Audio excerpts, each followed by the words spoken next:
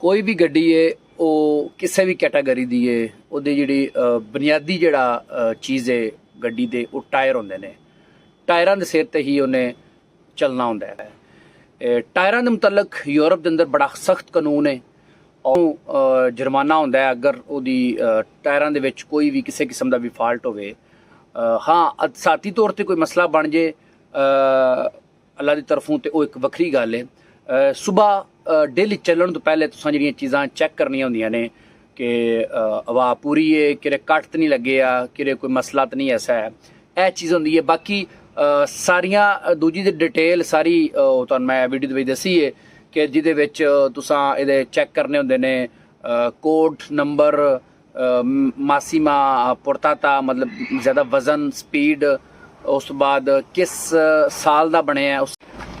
ਅੱਛਾ ਜੀ, ਅਸੀਂ ਨੰਬਰਾਂ ਦੀ ਗੱਲ ਕਰੀਏ ਤਾਂ 385 ਦਾ ਕੀ ਮਤਲਬ ਹੈ ਜੀ? 385 ਇਹ ਜਿਹੜੀ ਇਹਦੀ ਇਹ ਚੌੜਾਈ ਹੈ ਨਾ, ਇਹ ਸਾਰੀ ਇਹ ਟਾਇਰ ਇਹ 385।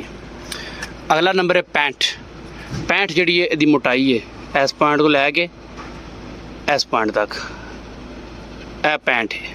385 ਚੌੜਾਈ, 65 ਨੰਬਰ ਮੋਟਾਈ, ਅੱਗੇ ਆ ਗਿਆ 22.5। ਇਹ ਜਿਹੜਾ ਇਹ ਚੱਕੇ ਦਾ ਨੰਬਰ ਹੈ, ਮਤਲਬ ਚੱਕੇ ਇੱਥੋਂ ਲੈ ਕੇ ਇਸ ਪੁਆਇੰਟ ਤੱਕ। ਇਹ ਜਨਾਬ ਟਰੈਕਟਰ ਦਾ ਟਾਇਰ ਹੈ, ਠੀਕ ਹੈ ਜੀ, ਟਰੈਕਟਰ ਦਾ 315/80R 22.5 ਸਾਈਜ਼ ਹੋ ਗਿਆ। ਉਸ ਤੋਂ ਬਾਅਦ ਇਹ ਜਨਾਬ 154 151। ਜਿਹੜਾ 154 ਇਹ ਬਾਹਰ ਵਾਲੇ ਟਾਇਰ ਦਾ ਨੰਬਰ ਹੈ, ਜਿਹੜਾ 151 ਇਹ ਅੰਦਰ ਵਾਲੇ ਟਾਇਰ ਦਾ ਨੰਬਰ ਹੈ।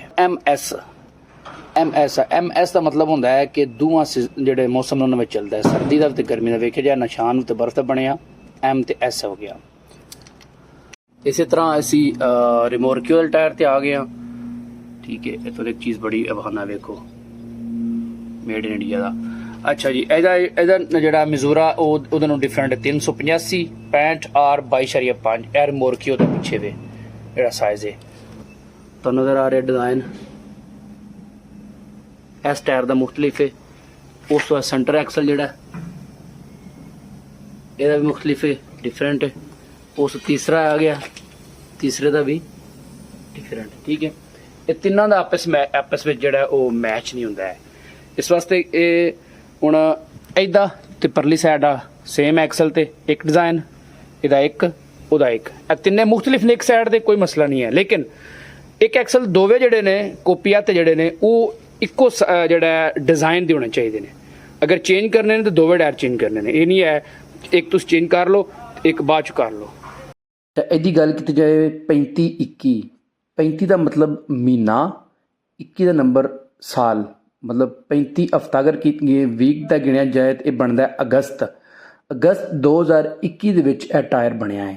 ਉਸ ਤੋਂ ਬਾਅਦ ਇਹ ਡਿਟੇਲ ਲਿਖੀ ਹੁੰਦੀ ਹੈ ਨਾਲ ਸਾਰੀ ਜਿਹੜਾ ਲੋਡ ਰੇਂਜ ਦੀ, ਠੀਕ ਹੈ।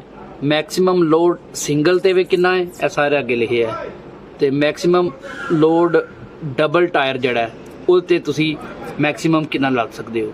ਇੱਕ ਡਰਾਈਵਰ ਹੈ ਉਹ ਕਿਸੇ ਵੀ ਕੈਟਾਗਰੀ ਦੀ ਗੱਡੀ ਚਲਾ ਰਿਹਾ ਹੈ, ਉਹਨੂੰ ਪਤਾ ਹੋਣਾ ਚਾਹੀਦਾ ਹੈ ਕਿ ਜਿਹੜੇ ਉਹਨੂੰ ਟਾਇਰ ਚੜੇ ਨੇ ਉਹ ਉਹਨਾਂ ਦਾ ਸਾਈਜ਼ ਕੀ ਹੈ ਔਰ ਉਹਦੇ 'ਚ ਜਿਹੜੀ ਹਵਾ ਭਰਨੀ ਹੈ ਉਹਦਾ ਪ੍ਰੈਸ਼ਰ ਕਿੰਨਾ ਹੋਣਾ ਚਾਹੀਦਾ ਹੈ।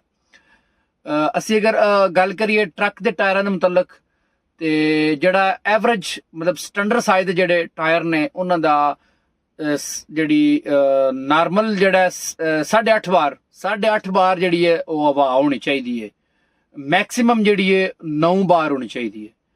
ਤੇ ਅਗਰ ਮਿਨੀਮਮ ਦੀ ਗੱਲ ਕੀਤੀ ਜਾਏ ਤੇ ਮਿਨੀਮਮ ਜਿਹੜੀ ਹੈ ਉਹ 4 ਬਾਰ ਹੋਣੀ ਚਾਹੀਦੀ ਹੈ। ਉਹ 4 ਬਾਰ ਜਿਹੜੀ ਮਿਨੀਮਮ ਉਹ ਡਿਪੈਂਡ ਕਰਦਾ ਤੁਹਾਡੇ ਵਜ਼ਨ ਤੇ, ਕਿੰਨਾ ਤੁਸੀਂ ਲੋਡ ਕੀਤਾ ਹੈ ਕਾਰੀਕੋ ਦੇ ਲਿਹਾਜ਼ ਨਾਲ। ਜਿਸ ਤਰ੍ਹਾਂ ਛੋਟੀ ਕਾਰ ਹੈ ਕਿਸੇ ਟਾਇਰ 'ਚ 2 ਬਾਰ ਭਰਿੰਦੀ ਹੈ, ਕਿਸੇ 2.5 ਬਾਰ ਭਰਿੰਦੀ ਹੈ, ਡਿਪੈਂਡ ਕਰੋ ਦੀ ਕੰਪੈਸਿਟੀ।